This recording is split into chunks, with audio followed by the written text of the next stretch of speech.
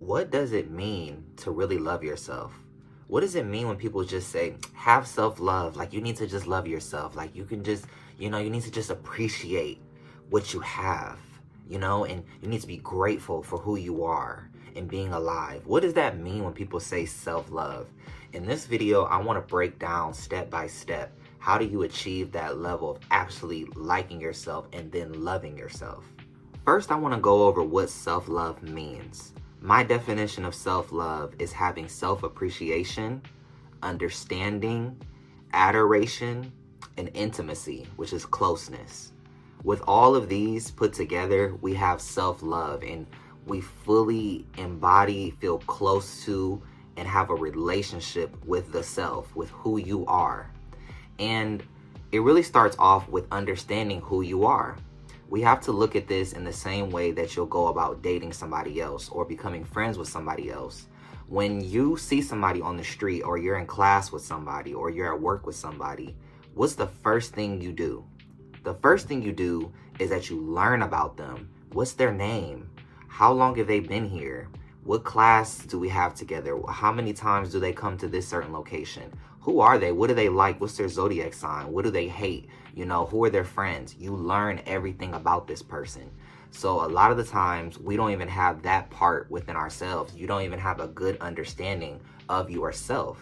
How do you love something but you don't know what it is? You can't love a random stranger romantically if you don't know who the person is. So when it comes to yourself, you have to first learn who you are. And learning who you are, you have to be able to learn the good, the bad, and the ugly. You have to be able to look at yourself as a whole picture.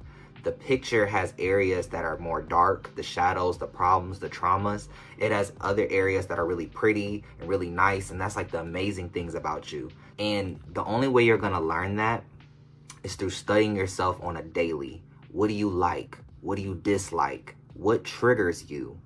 And you have to be able to also go deeper into your subconscious traumas and the way that you see yourself. And a good way of doing this is a process called shadow work. You may have heard of this. Shadow work is a process of being able to ask yourself questions and being able to write down or speak out a response to them. And it gives you a greater sense of self-awareness. This also can be achieved when you go to therapy. When you go to therapy, you're talking to somebody, they're asking you questions about yourself. You're sitting there like you're trying to give them an answer, and the answer has to come through your conscious mind, and your conscious mind is getting these answers from your subconscious mind, and you're going to be able to better see yourself as a person in the way that you think, act, and behave, right? So some questions that I wrote down that are really good to start with, but you got to make sure you're really prepared to ask certain questions, because certain questions may be kind of like uncomfortable.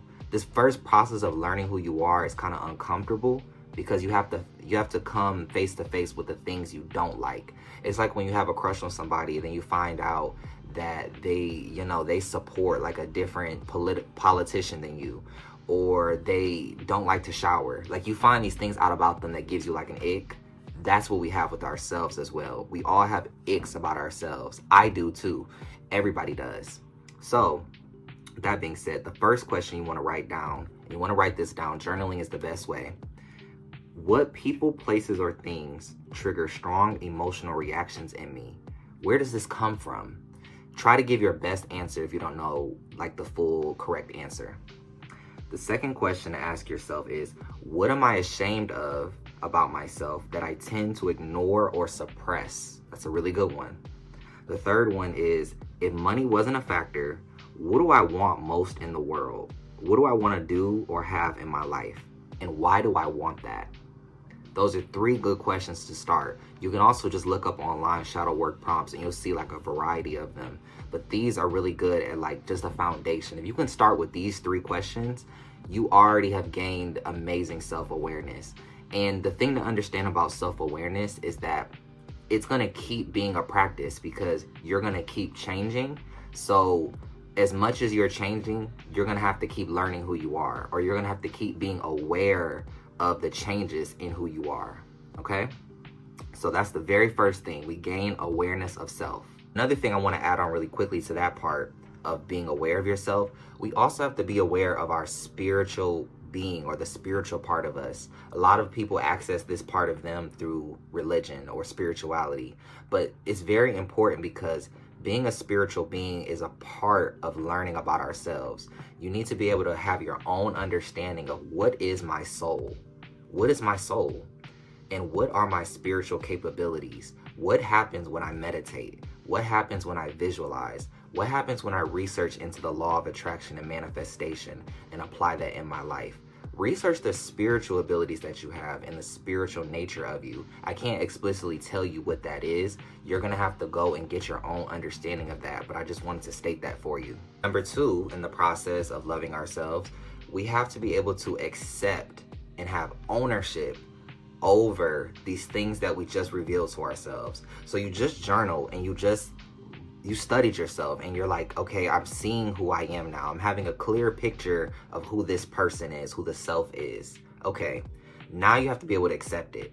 See, a lot of people will see the bad parts of themselves or the situations they've been in the past and reject it or deny it, like that's not true or that's not there.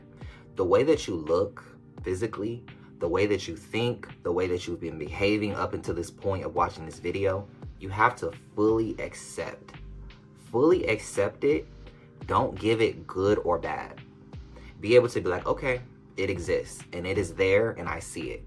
That is simply acceptance. Just being like, I see it, I acknowledge it, it is there. Don't give it a good or bad. Just be like, this is who I am as a person. This is who I am. That's what you also have to do when you like somebody, when you have a crush on somebody. Like when you start to develop a deeper relationship, talking to them and learning about them, sometimes you're gonna find those icks, like I said before, and stuff you don't like.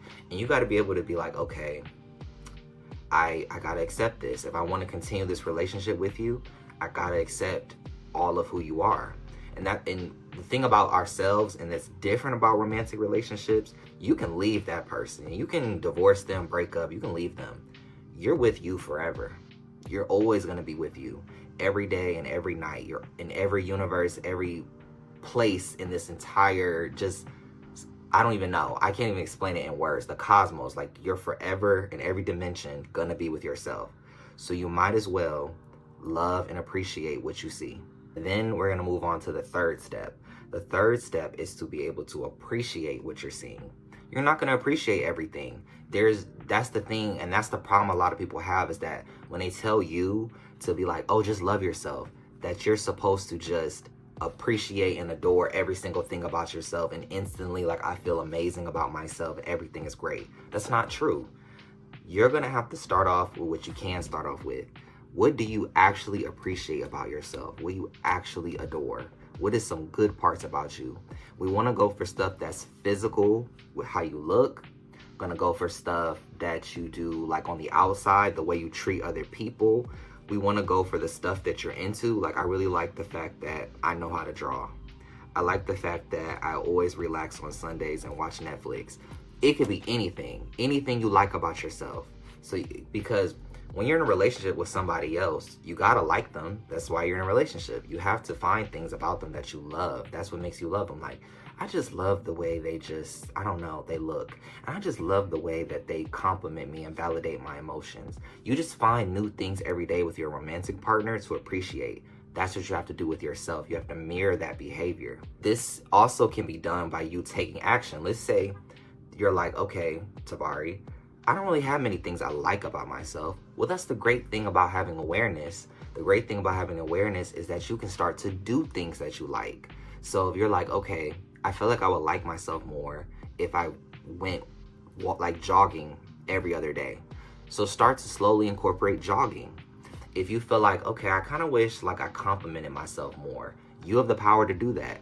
Compliment yourself more. Do as much as you can.